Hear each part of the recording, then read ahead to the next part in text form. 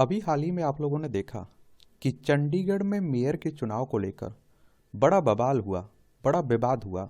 उसके बाद supreme court की उसमें एंट्री होती है और सुप्रीम कोर्ट ने अनुच्छेद 142 के तहत प्राप्त शक्तियों का प्रयोग करके चंडीगढ़ नगर निगम के मेयर पद के लिए 30 जनवरी को हुए जो चुनाव था ना, उसके नतीजे को रद्द कर दिया है। और आम आदमी पार्टी और कांग्रेस का जो गठबंधन हुआ था ना, उसका जो प्रत्याशी था उसे जीता हुआ घोषित कर दिया है। और आपने देखा होगा इसमें धांधली की बात हो रही थी और जो पीठासीन अधिकारी थे उन्होंने 8 मतों को निरस्त कर दिया था और उसका वीडियो भी वायरल हुआ था। और वो 8 मत आप देखेंगे कांग्रेस और आम आदमी पार्टी के उम्मीदवार के थे, इसलिए और सवाल खड़े हो रहे थे। तो आखिर 142 ये आर्टिकल अनुच्छेद क्या है और इसका उपयोग कब कब किया गया है, इसके बारे में हम लोग बात करते हैं। और इससे क्वेश्चंस आपके एग्जाम में पूछे जाएंगे, चाहे आप लोग सिविल सर्विस एग्जाम की तैयारी कर रहे हो, स्टेट पीसीएस की तैयारी कर रहे हो, या फिर आप लोग वनडे एग्जाम की तैयारी कर रहे हो। और एक सामान्य जानकारी आपको होनी चाहिए इस तरह के टॉपिक के बारे में। ये पूरा मुद्दा क्या था, तो आप देखेंगे कि चंडीगढ़ की मेयर पद के लिए 30 जनवरी को चुनाव हुआ था और इसमें पीठासीन अधिकारी अनिल मसीह ने जानबूझकर आम आदमी पार्टी कांग्रेस के उम्मीदवार कुलदीप कुमार टीटा के पक्ष में डाले गए 8 मतपत्रों को अमान्य कर दिया और भाजपा उम्मीदवार को विजेता घोषित कर दिया था। चुनाव प्रक्रिया के दौरान जो वीडियो सामने आए और उनमें देखा जा सकता है कि पीठासीन अधिकारी मतपत्रों पर हस्ताक्षर करते या कुछ लिखते हुए दिखते हैं। विपक्षी दलों का आरोप था कि पीठासीन अधिकारी ने ही मतपत्रों पर निशान बनाए, जिन्हें बाद में अमान्य करा दिया।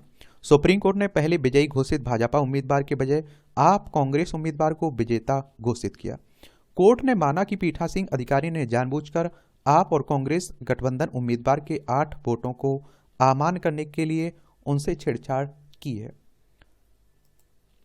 तो अब बात आती है अनुच्छेद 142 की। और चंडीगढ़ की अगर हम लोग बात करें ना, तो एक केंद्र शासित प्रदेश है।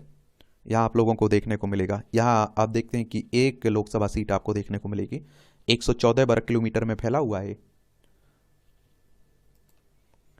तो अनुच्छेद 142 के अंतर्गत सर्वोच्च न्यायालय अपने समक्ष लंबित मामलों में पूर्ण न्याय प्रदान करने हेतु आवश्यक डिक्री या फिर आदेश जारी कर सकता है। पूर्ण न्याय, पूरी तरह से न्याय, और इसी का आप देखते हैं उपयोग करते हुए पूरा न्याय दिया है चंडीगढ़ के मेयर चुनाव में। और आम आदमी पार्टी कांग्रेस के उम्मीदवार को विजय भी घोषित कर दिया है। और अब अगर चुनाव होता है तो आप देखते हैं कि बीजेपी का उम्मीदवार जीतता, क्योंकि आम आदमी पार्टी के 3 पार्षद बीजेपी में मिल चुके हैं, लेकिन उसका भी ध्यान रखा गया कि टूट फूट हो चुकी है। अब आगे क्या होगा ये अलग बात रहती है। व्यवहारिक रूप से कभी कभी अनुच्छेद 142 के तहत न्यायालय को प्राप्त शक्तियां इसे कार्यपालिका एवं विधायिका से सर्वोच्चता प्रदान करती हैं। हालांकि सर्वोच्च न्यायालय ने इसका स्पष्टीकरण दिया है कि इस अनुच्छेद का उपयोग मौजूदा कानून को प्रतिस्थापित करने के लिए नहीं है, बल्कि एक विकल्प के तौर पर किया जा सकता है। सर्वोच्च न्यायालय यानी कि सुप्रीम कोर्ट की बात हो रही है।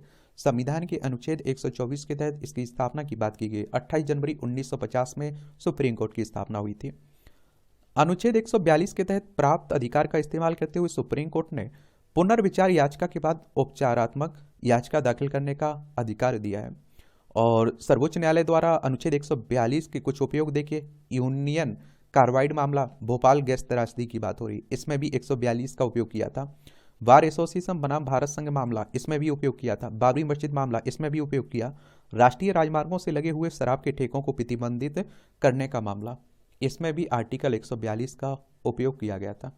आपसे हो सकता है कि प्रीलिम्स में पूछ ले कि इनमें से किस में आर्टिकल 142 का उपयोग किया गया था, तो ये याद रखिएगा।